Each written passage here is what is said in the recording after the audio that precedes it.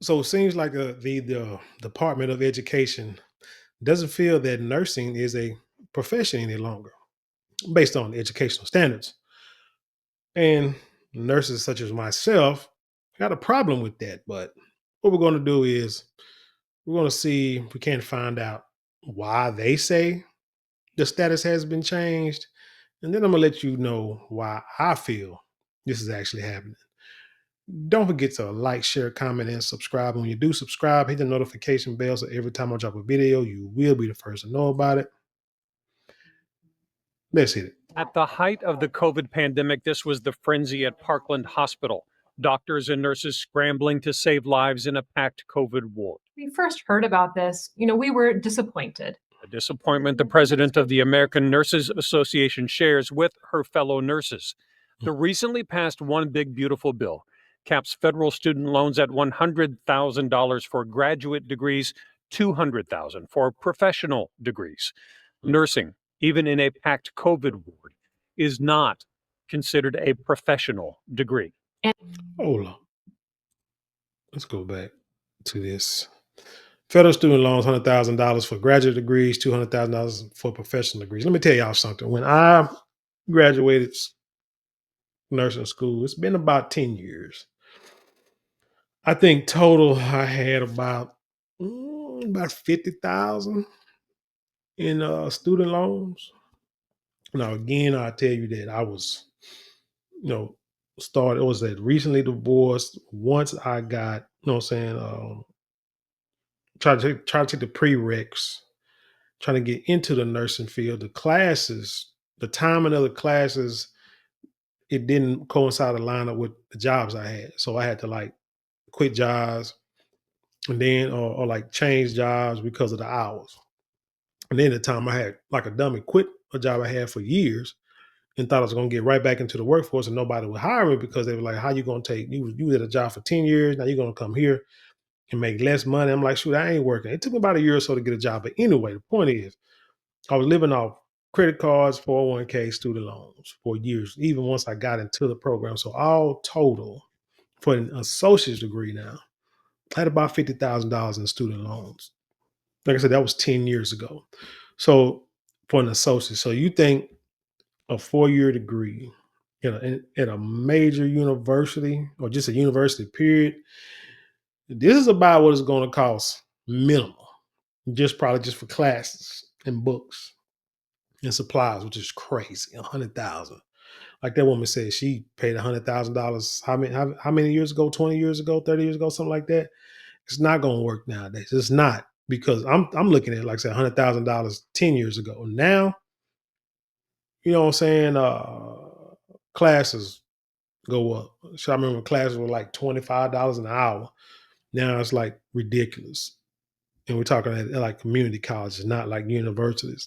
So $100,000 when shoot, you can go to university for like 20,000 a semester or something like that, minimum. You know what I'm saying? If you're lucky. And that's just going to class. That's not gonna cut it. So it's like pricing people out of becoming nurses. Those who could do it, get student loans, get your associates, get your bachelor's, whatever the case may be. That's why I would say get your associates first. Don't get a bachelor. But I know a lot of these hospitals, they don't want you to have an associates. So it's kind of jacked up. So to get in the hospital, you got to have a bachelor, but then they don't want you to have no job while you're in school because they'll kick you out the program. But then once you get a job, once you graduate, you don't have any experience. Hospitals don't want to hire you unless you've already been working for the hospital. Then they'll probably grandfather you in.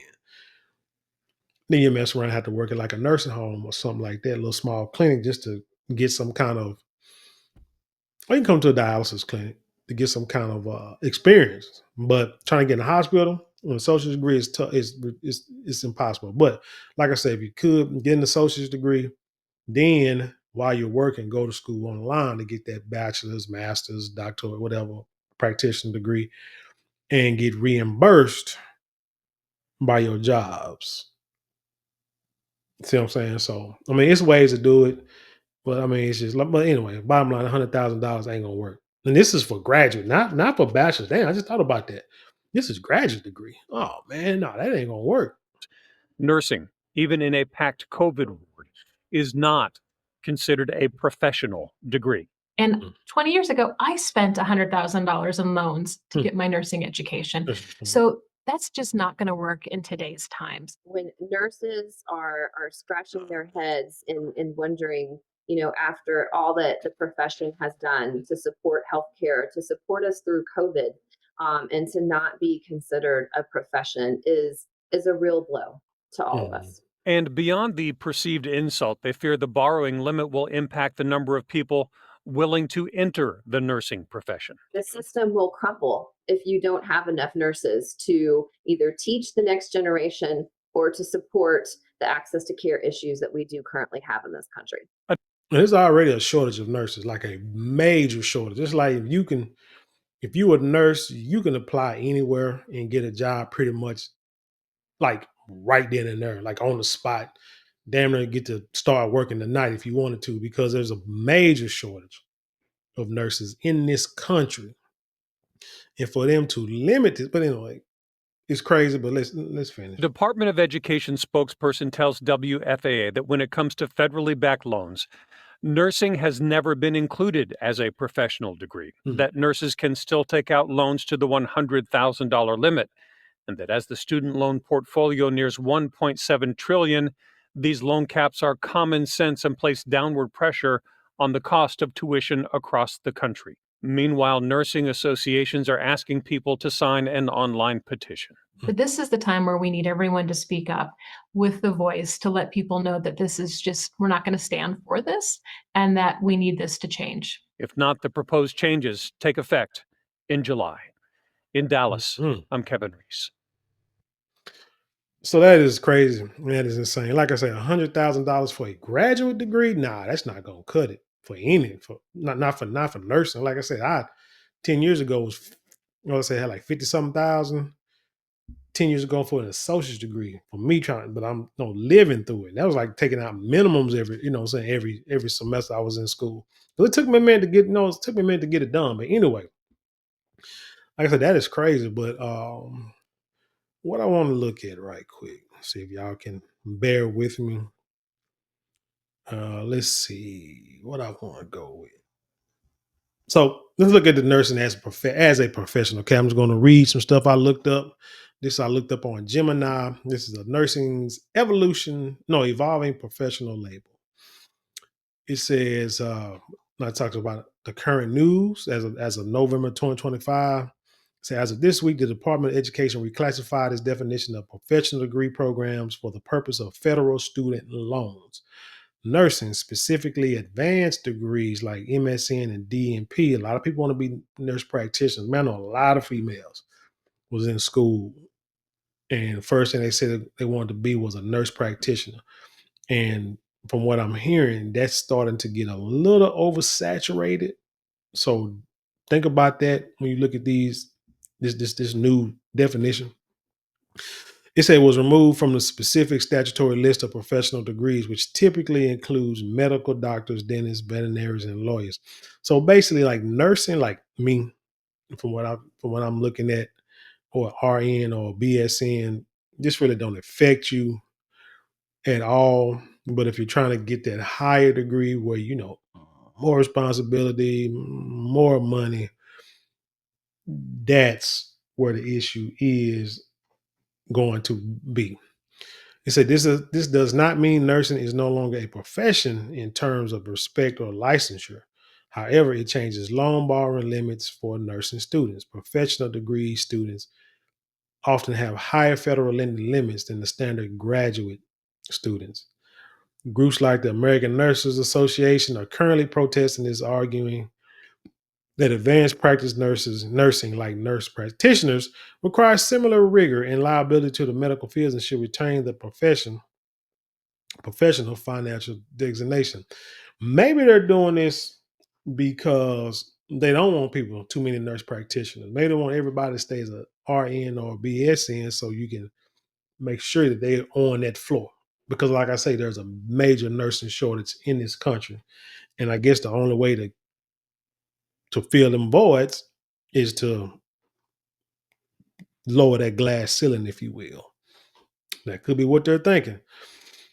So it said the labeling of nursing as a profession by the Department of Education wasn't a single decree, but a gradual process of recognizing nursing education as rigorous and academic rather than just vocational. I remember back in the day, they said you can get like a nursing, you can get a certification for nursing like years ago. Then it went to a degree and moved up and so forth. So nursing ain't really been that respected for a long time. It's a 1952, the U.S. Department of Education officially recognized the National League for Nursing as the recognized accrediting agency for nursing schools. Before this, nursing was often seen as vocational training, like an apprenticeship. But by recognizing the NLN, the federal government officially acknowledged that nursing education met national academic standards, effectively validating it as a field of of learning.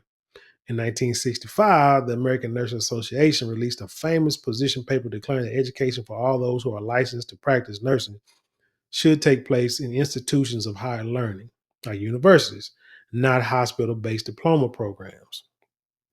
So I guess that's how you became a nurse, going to the hospital and learning. Okay. The Department of Education followed this shift by directing Title 4, Title 4 financial aid funds increasingly toward collegiate nursing programs, cementing the link between nursing and formal professional academia.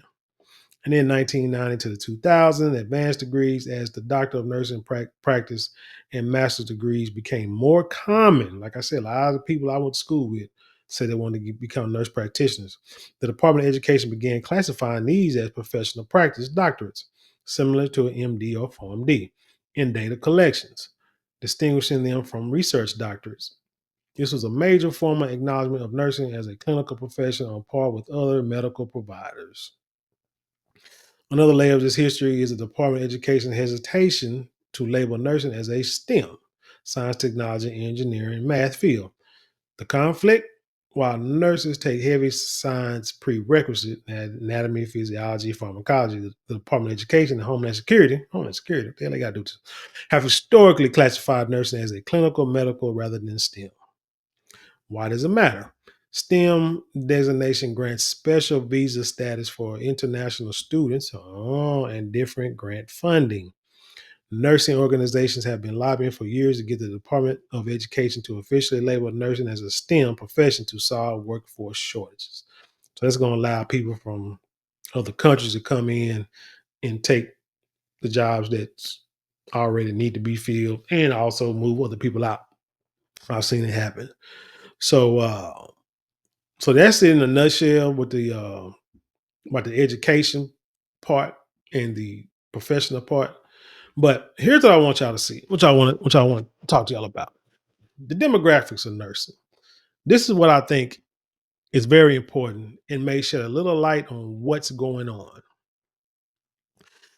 It says, according to a recent HRSA supported report, about 87.7% of the nursing workforce is female and 12.3% is male, which is interesting because I think the first nurses ever were men, if I'm not mistaken. For registered, and I remember, man, when I was younger, my mom was a nurse, my ex was a nurse, and the question became like, why don't you be a nurse? Because there's a lot of stuff that I knew, I saw, and it just, just the way I treated people and this, that, and the third. And they said, why don't you become a nurse? Like, nah, man, that's a woman's degree. That's the first thing I said. And look what I ended up becoming. Amazing, right? It say other surveys are also, what's this say? Show small but growing representation of non-binary. Oh, hell, I don't care about that. Historically, male representation has been increasing. Earlier reports put men at about 9%, and newer sources show male nurses rising over time. I told y'all, when I was going to school, I had an advisor tell me, hey, you are a black heterosexual male. They need you in nursing. So you will be a shoe-in to get into the program. You just got to do the work to get in there. You do the work, you'll get in. Boom. So I took it. Well, I'm mad. Think I wasn't going to take that? Heck no. I was running with it. So racial and ethnic composition. This is from 2018, 2022. Yeah, I'll read that one first. It said white, non-Hispanic, 65% of the nursing workforce. but 66.8% of registered nurses. Black or African American, about 13.8% of nursing workforce overall, but registered nurses, 11.7%. I want y'all to pay attention to that. Remember that 13.8% and 11.7%. Asians, 8.5% and 9.3% respectively. Other races, 3.6% and 3.6% in both. Hispanic of any race, 9.2%. But what I want to look at is recent nursing demographics from 2023 to 2024. Check this out. According to the 2024 annual survey of nurses, 82% of RNs identify as female. Okay, 7.5 identify as male. Okay. And we don't care about the non-binary. Now it says on educational side, in basic RN programs, male enrollment rose from 13.3% in 2022 to 14.2% in 2023 per NLN survey data. So it says the majority of nurses are still women, but male is present and growing, especially among newer generation and students, because it's the money. People think that you become a nurse, all you do is sit down and chart. You don't do nothing else. Well, that's not a good thing, because as nurses, we don't want to just sit there and chart. At least I don't. I know there's some younger nurses that don't want to do crap but sit down and chart. But real nurses want to get up and do some work and take care of people. But I work with some nurses who don't want to do nothing but sit down and chart. And that's not what nursing should be about. That is like a slap in the face. So it says, that's 2018. I already looked at that one. Carson Newman, social, because what I'm trying to find is, let's see, where is it at? Gender. Okay, check this out. That's the gender. I already did that. So based on the Texas, this is in Texas, okay? So based on Texas DSHS, Texas Center for Nursing Workforce Studies in 2023, 51.6% of Texas RNs were white. 13.4% in 2023 were black. 27.9% were Hispanic, and 2.3% are other races. It says to understand future pipeline changes, here's some data on RN graduates in Texas. In 2023, 38.6 RNs graduated were white Caucasian, which is lower than their share in the RN workforce at 51.6%, and roughly in line with the projected population. So they were overrepresented in nursing, but now things are coming down like maybe they should.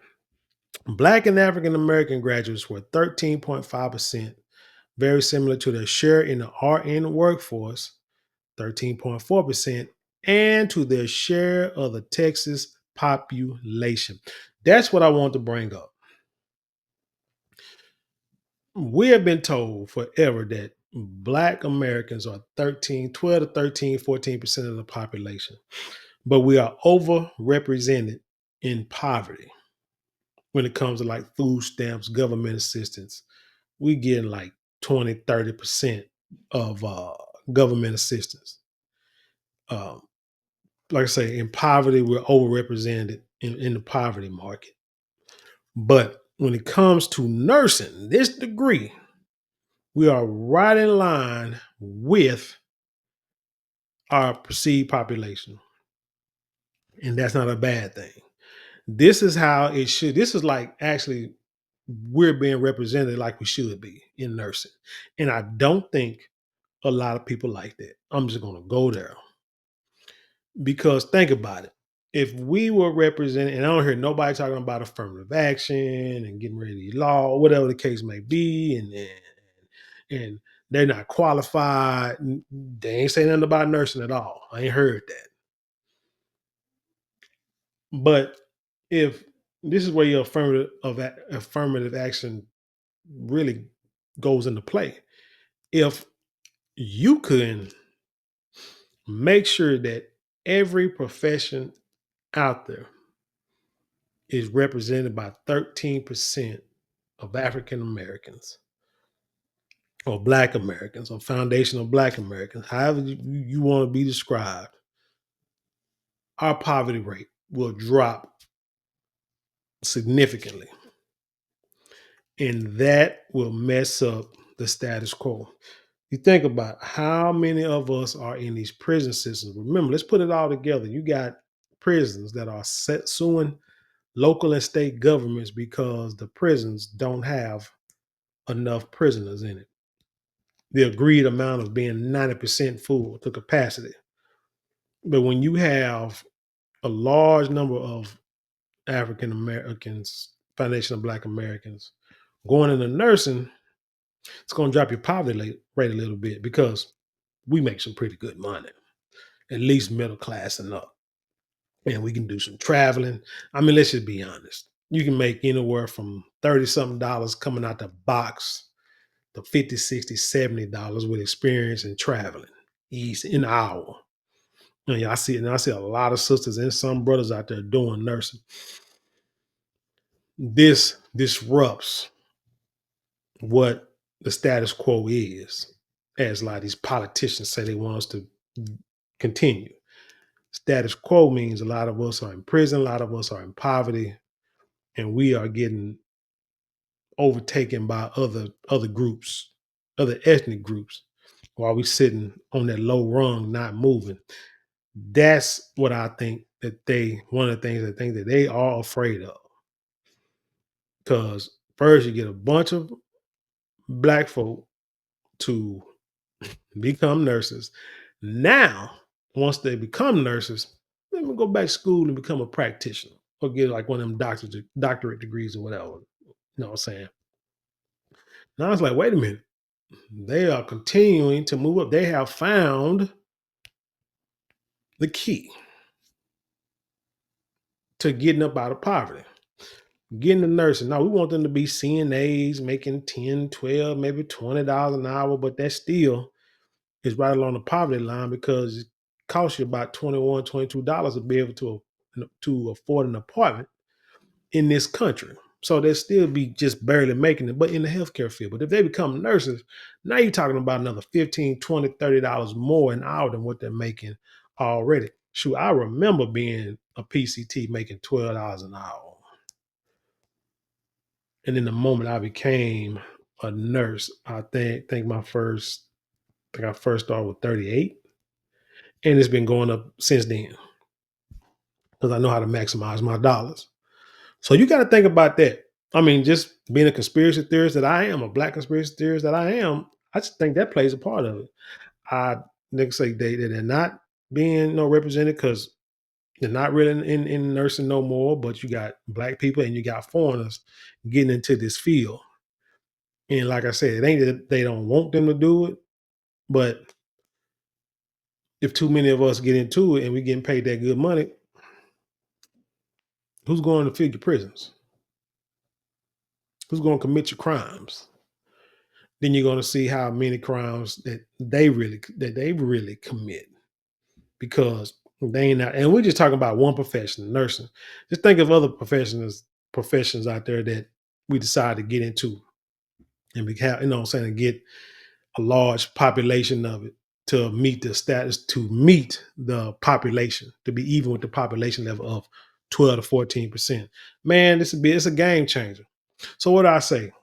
I would say my people still become nursing. It's not an easy job. You really got to want to take care of people. Don't just get into anything just for the money. That's what I tell you.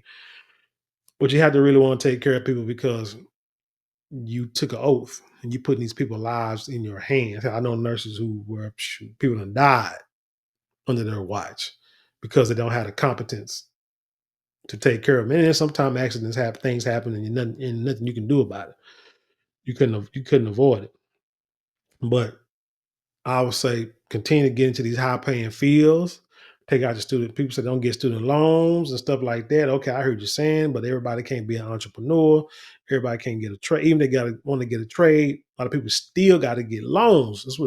That's the thing about it. We hate it, but we got to start somewhere. If you can just be that first generation who had to get loans out to get your degree and then learn how to manage your money right, when your kids come up, they won't have to take out loans. You be that sacrifice. You get them loans, pay them off for the rest of your life, whatever. But as long as your kids can come up and not have to take out them big loans, that's the plan. You got to look way into the future. You just can't look at yourself. You got to look at your kids and your kids' to figure out how to make this quote unquote generational wealth, whatever that means. But in order to make sure that your family can survive in the future. And that's what I would say. Continue to get these degrees, get your loans, you know what I'm saying? Get your associates, get your bachelors. And then when you go to the other school, hell, stack your money up so you can take the classes and where you don't have to get a loan. Like I say, sure, you can do travel nursing and make killer money to where forget a loan, you paying for your schooling cash, straight up. But it takes a lot of sacrifice and discipline to do that, but I'm sure you can do it. So just get it done. So forget these schools. Like I said, man, you too busy worrying about what the government do. I don't care. I mean, I'm like, it's kind of jacked up how they classify it.